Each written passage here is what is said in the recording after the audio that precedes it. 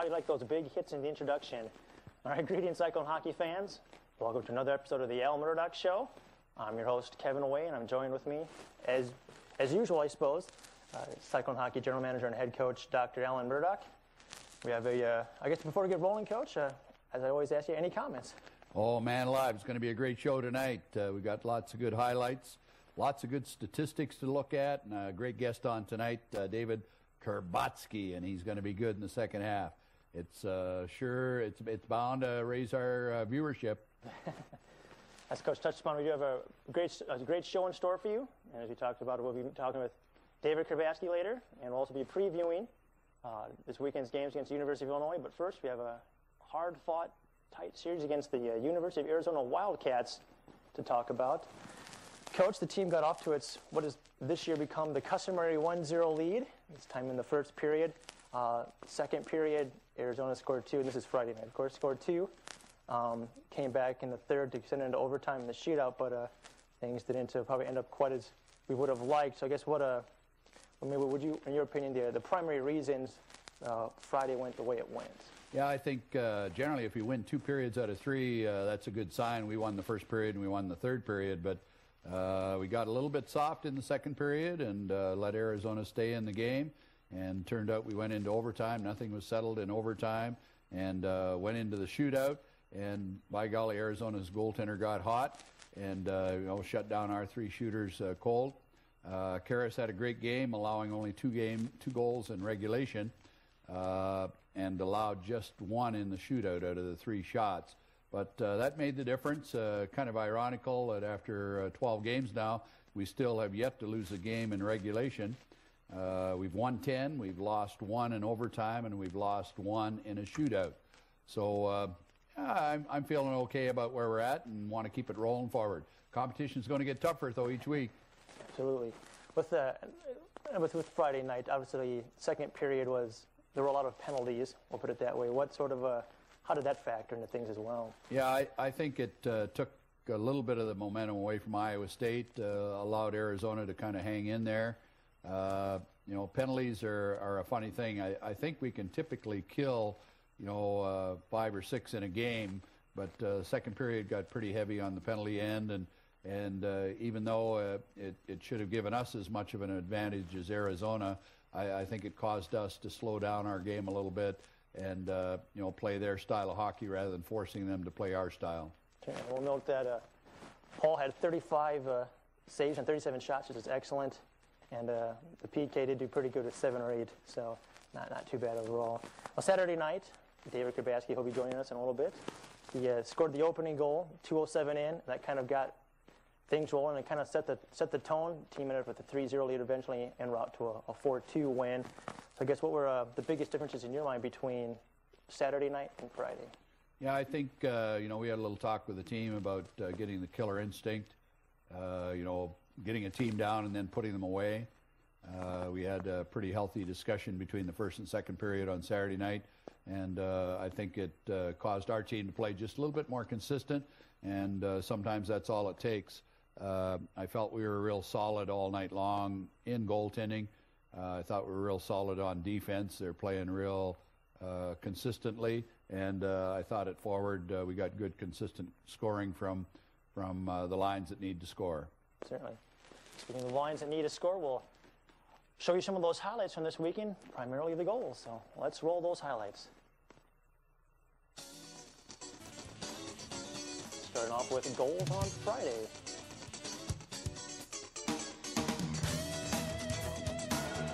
I like it when we can come out of the blocks and score in the first period, and then it's just a matter of picking up the momentum and keeping it rolling.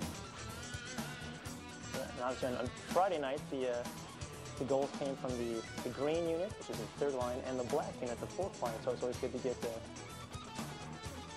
contribution and production from those lines. And here comes the shootout. I guess in your mind, Coach, how'd the shootout go from a shooting standpoint for us? Yeah, I was a little disappointed. I thought that we may have threatened the Arizona goaltender a little more than we did. I think as it was, all 3 of our shooters came in and shot from 10, 12 feet out. thinking that they had a spot, but I think in reality the spot was the one that the goaltender had covered. That's always one of the things they talk about, is sometimes reducing your own angle. You can sometimes roof it in close, but it's on ice that is not very fresh. It can get difficult. So. You bet. Maybe the goals on Saturday. A few more to look at. This is where I thought we played a little more consistently. Our defensemen continue to improve each week, getting the shots through to the net so that the goaltender has to make a save, and being able to pick up on the rebounds and good timely releases. That's what and here's Brandon Clark. More production from the point. The defensemen and more defensemen are picking up points more consistently, it seems now. There's John Fable, the goal. John Fable, really taking it to the net. That was he did a great job on that goal of shielding it on his backhand, so that way it's difficult for the opponent to get him. He still got that shot off on the backhand and snuck it in. That's definitely a goal scorer's goal. There seems to be fewer players that can score on the backhand, but we've got guys in our team, and John Fable is one of those. Definitely the backhand, kind of not necessarily a lost art, but it's an advantage if you have it, and the snap shot and the wrist shot are the most important shots. Slap shot looks impressive, and it's cool on the skills count, but rarely do you get the time to pull it off during the game. That's for sure. We like our players to have a good variety of different types of shots, and I think that really adds to our ability to really threaten the opposing goaltender. Obviously, the rankings came out last Friday. We were ranked in 8th. Arizona was actually bumped down one spot from 22nd to 23rd, but I guess what were your impressions of Arizona, and maybe how do they compare to the team we played the weekend before, Oakland? Yeah, I thought Arizona was every bit as good as Oakland. I think they're underrated. They've got a brand new coach. It's breathing new life into their program. I think part of their ranking may have had to do with how they've been playing the last couple of years. They played a schedule that was a little heavier Division II than Division I. So Sean Hogan is a good coach. He'll get them going. There's pretty solid support in the city of Tucson, Arizona for hockey. So I think we're going to see a great team at the University of Arizona in the future. Certainly, and you mentioned Sean Hogan coming to the Wildcats from Western Michigan as a coach for their NCAA D1 program under Jeff Blasshill, who's moved on to the Detroit Red Wings. But it seems like we're seeing more coaches that are maybe younger, but they have impressive resumes, like our own Kyle McDonald, for instance, that are coming into the league. And what sort of, what do they offer for the ACHA, and what does it signify for the ACHA? The best thing I'm liking about all the coaches, and we had 50 coaches that were candidates for our associate position, and a lot of them, have good educational backgrounds and good aspirations, to go forward with further education. And, that was one of the strong suits for Kyle McDonald, one of the reasons we hired him. He'll actually wrap up his master's here, I think, this semester, and move forward into a PhD program here at Iowa State. So, being a student and a student of the game, I think, go hand in hand at the college hockey level. And we're excited to have Kyle on board. Brendan Sheehan, our D3 coach, also is continuing his education. So it's a great combination. Certainly. Maybe we should let fans know about, Arizona has an important place in the history of the ACHA. They've been from the beginning. So tell fans a bit about it, and then the changes that the program has seen just recently. Oh, you bet. We go way back with the University of Arizona when it was considered the National Invitational Tournament. And they hosted it several times. We hosted it several times. North Dakota State had a run of 8 or 9 championships in a 10, 12-year period. So that was the initial history prior to the ACHA forming. But Arizona, along with Iowa State, was one of the original 20 teams 21 years ago now that came and formed the ACHA. And so I'm glad to see them continue. Leo Golombiewski, had a great history, a native of Chicago, in building that program in Tucson, Arizona. So, the fans and the people around the country need to know that Leo, had an important part of history along with his team at the University of Arizona. Certainly. I guess with as you mentioned, teams now 10-0, 1-1. You've touched upon your feelings about how you are with that, how it's pretty positive. But I guess what are still the things the team needs to improve upon moving forward, because the competition doesn't get any easier the next 2 months. Oh, no. We've got 15 games ahead of us here before we have Christmas break. So we finished 12 and 15 to go. On one hand, when I'm the eternal optimist, I say, I could count in one hand the number of times in the last 40 years that we've had 20 wins before Christmas. So we'd like to add to that. With 10 wins, that means we need 10 more out of the next 15 games. We're holding one-on-ones with our players all week to talk about primarily academics, with midterm just passing this past week. The better we do in the classroom, the better we do on the ice. And then we look at some of the goals of individual players and the team as a whole. And the team as a whole feel that we've got a good shot at winning 12 or 13 out of the 15 games between now and Christmas. So I think it's good to have good positive goals. Competition, without a doubt, is going to be very, very tough. Starting with Illinois this weekend and then followed up by Arizona State. Arizona State is proving to be a top 4 team in the nation. Coming back against Minot State, a little bit of a sleeper, but a good solid program. A little bit like us, having quite a few Canadians on their squad and quite a few that played junior in Canada. And, it doesn't get any easier back with a top 4 team with Ohio the following weekend on the road. And, we wanted to give our guys an experience of playing 3 games in 3 days, a little bit like the national tournament. And so we'll do that when we go to Michigan Dearborn's Invitational Tournament at Thanksgiving. And, of course, coming right out of that tournament, we take on Lindenwood, which, is hanging in there pretty solid in the number 1 spot, bumping Davenport, although Penn State now has come in and bumped Lindenwood. So it's a pretty good collection of quality teams near the top, and, we're going to play a lot of them between now and Christmas time. Merry Christmas. All right, Cyclone fans, we need to take a quick break. After the break, we'll be joined by Cyclone Hockey Player of the Week, David Kurbatsky, and later on we'll discuss this upcoming weekend's games against the University of Illinois. So thank you so much for tuning in, and we'll see you after the break.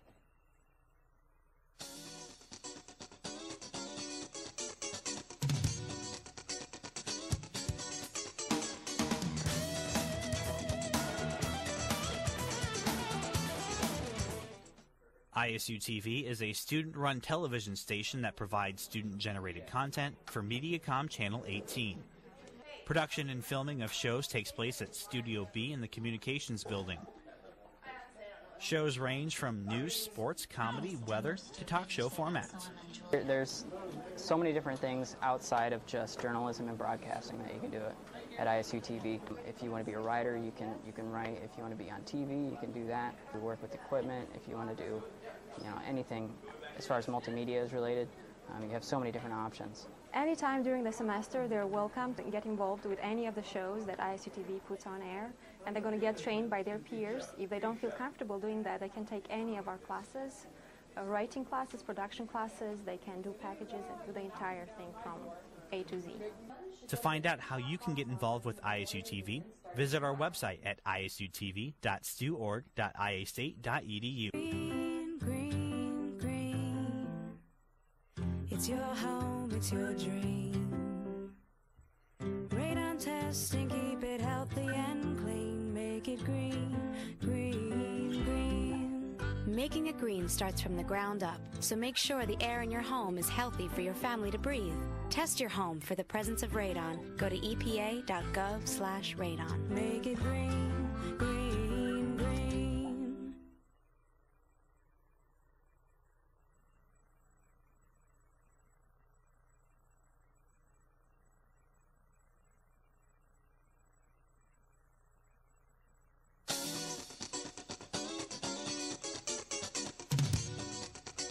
Hot wings.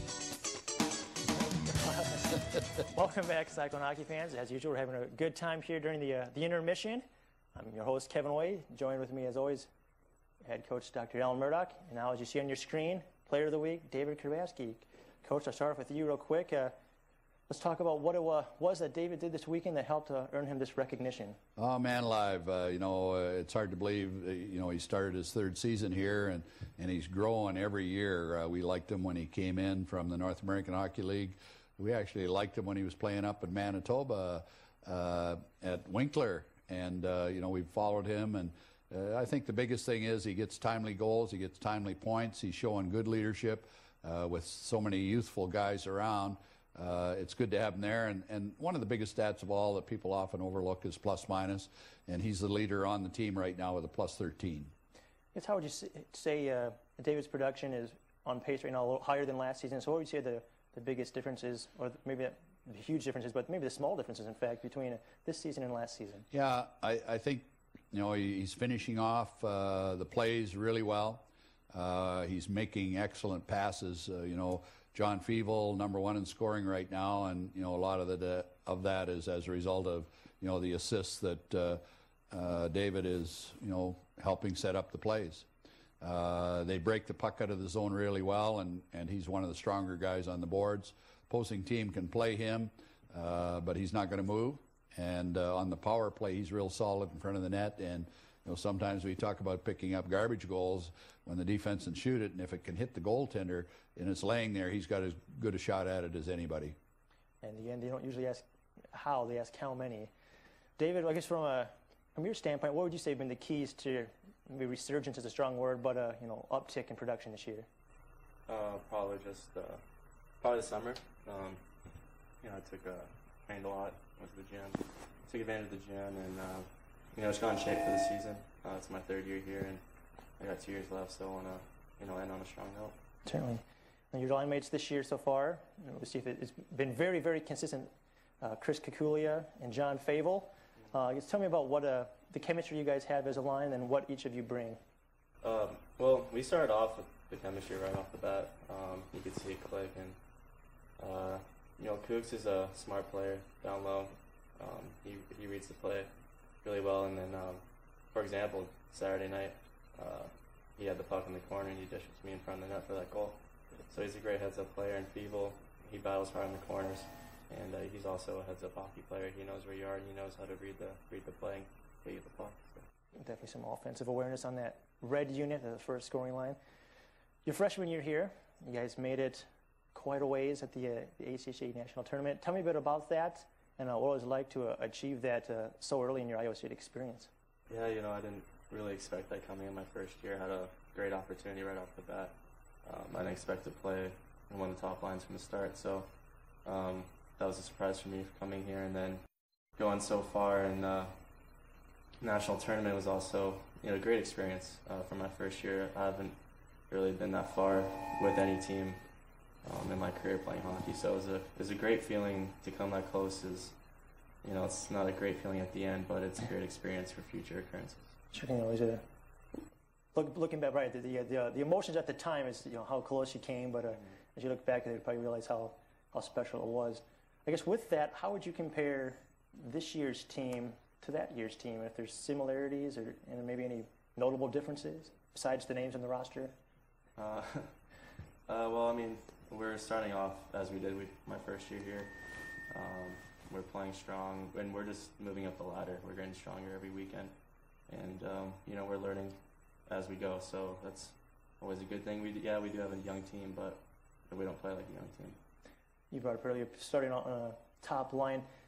During your experience at Iowa State, have you had fairly consistent line mates the first 2 years, and if so, who you paired with most often each year? My first year, I was with Kruger and Springer, and we started off really well. I had a great start to the season. Line switched throughout the season, and then my second year, obviously, they were gone because they were seniors. But each year was new line mates, so it's a good thing because you get to see how you play with other people and try to find that chemistry. Of course, there might be the potential, given what grade all of you guys are in the current line, you might be together for more than 1 year. I guess, Coach, when you, Coach McDonald and the other coaches are putting together lines, what was it about these 3 players that made you guys decide, these are the 3 guys that would make the best chemistry for the top line? Yeah, I think key word is chemistry.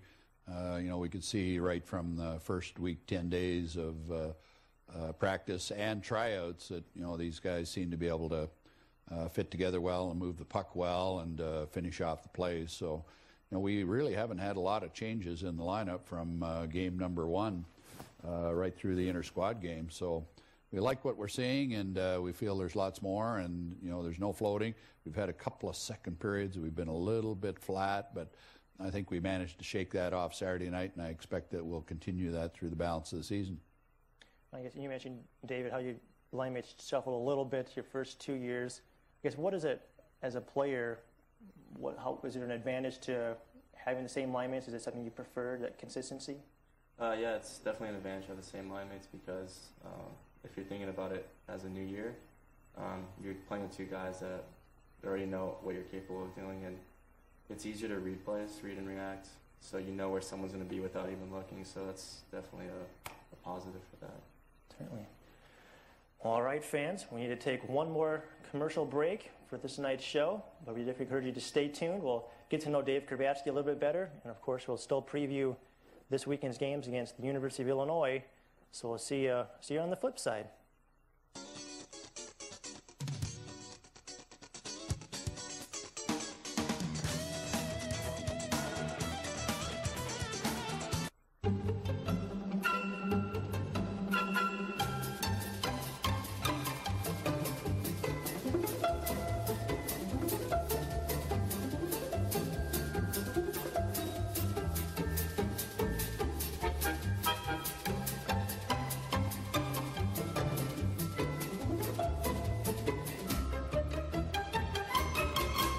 For more simple ways to fight the flu, visit www.flu.gov. So, you're looking for help with your mortgage. Worried about foreclosure? Messy stuff. We're a mortgage rescue company. We can help you keep your house. All we ask for in return is that you submit to our plans for galactic domination.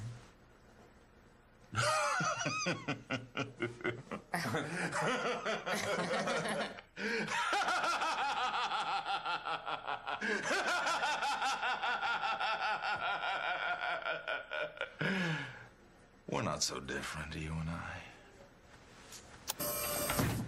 Sign. Yeah, this is not what we... Have you met my henchman, Radu? Nice to meet you. Radu. We're just gonna... We'll see you later. If you're facing foreclosure, make sure you're talking to the right people. Speak with HUD-approved housing counselors free of charge at 888-995-HOPE.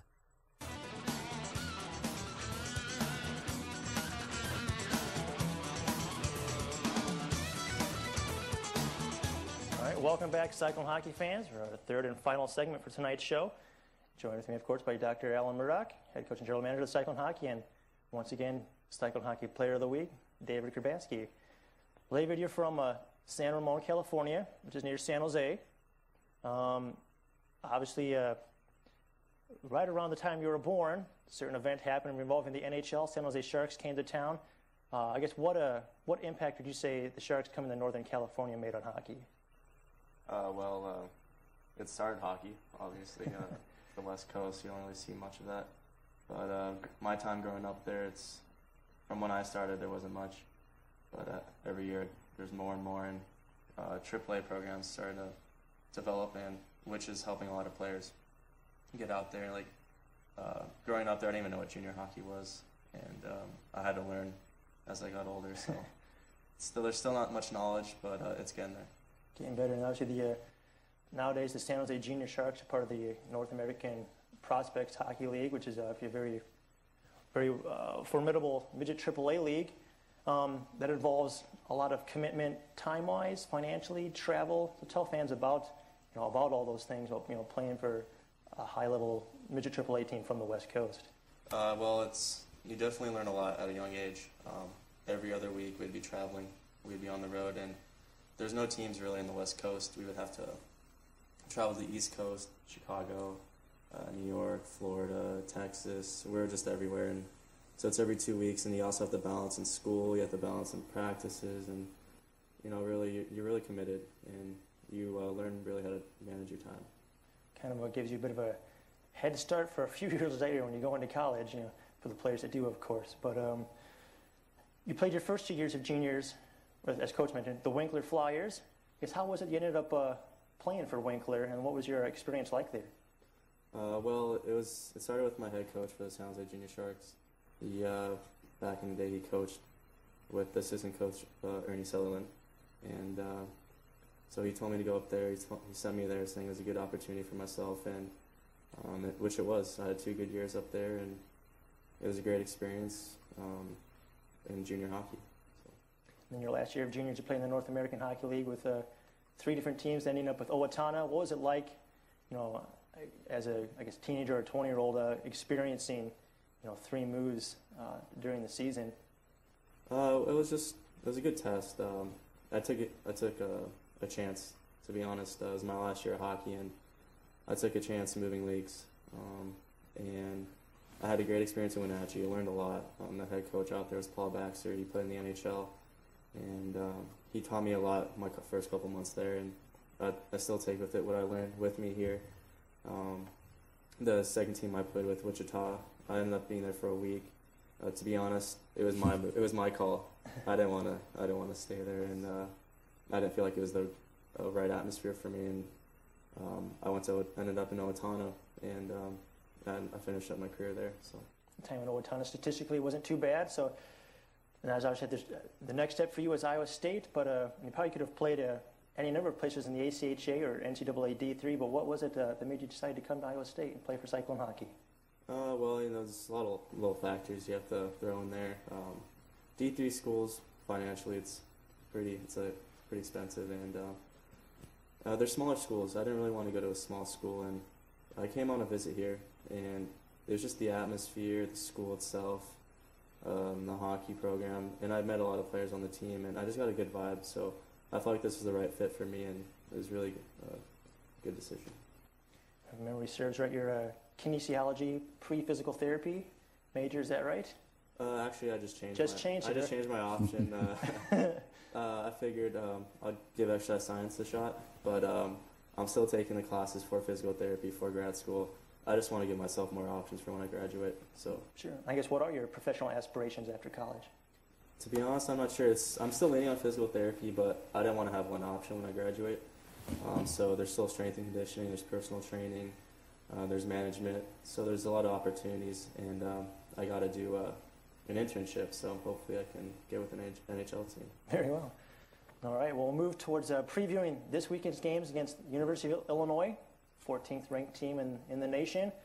I guess what can we expect out of Illinois this weekend, Coach? Oh, it's going to be a great weekend. I'd be remiss if we didn't mention David Kurbatsky. Leads in several other categories. He's got a power play goal. He's got a shorthanded goal, and that plus 13 is excellent. But he also had back-to-back Dean's List semester academically. So he's the kind of guy that we're recruiting right now. Playing Illinois this weekend, they've got a lot of very good players. It's going to be a barn burner. The fans are really hard on us at Illinois, so I expect the fans here to be out in great numbers picking on Illinois. They're going to be hanging from the rafters Friday night and Saturday night. And Saturday night's going to be special because, it's right close to Halloween. So we're going to tell all the people out there, wear a Halloween costume to Saturday night's game. No matter what age you are, you can still, have that youthful enthusiasm. And everybody that comes through the door, the first 100 people that come through the door in a Halloween costume are going to get one of those collector item Cyclone Hockey hats. The first 100 people. And then the top people are going to get to parade on the ice between periods, and there's going to be more prizes and surprises for the winners. Lots of good stuff going on. We only have one home series during the month of November, and I want to put in a plug now. Elisa Neitz from Century 21 is leading the way. We're going to try to pack the house both nights. The cancer awareness campaign, is going on nationwide, and we're going to have a huge night that night. They're selling Fight Cancer T-shirts, and the decision's been made. I know those darn hats are a collector item, $20 a piece at the souvenir stand, but everybody that buys a Fight Cancer shirt this weekend and that weekend in November is going to get a free hat with that as well. So, man, they're going to be hanging from the rafters. It's going to be unbelievable. And definitely, they're slick hats. They're one of the reasons I took the job. So we thank you so much for tuning in this week. We thank Coach for joining us, and we thank David Kurbatsky for popping on the show for us as well. We've got super sponsors, and Pizza Pit is one of them. And matter of fact, I can smell the pizza coming in the door right now. Unbelievable. We love Pizza Pit pizza. Another perk of the job. So thanks so much for watching and tuning in. We'll look to see you at the rink. And we'll look to have you later on in the season. Good night.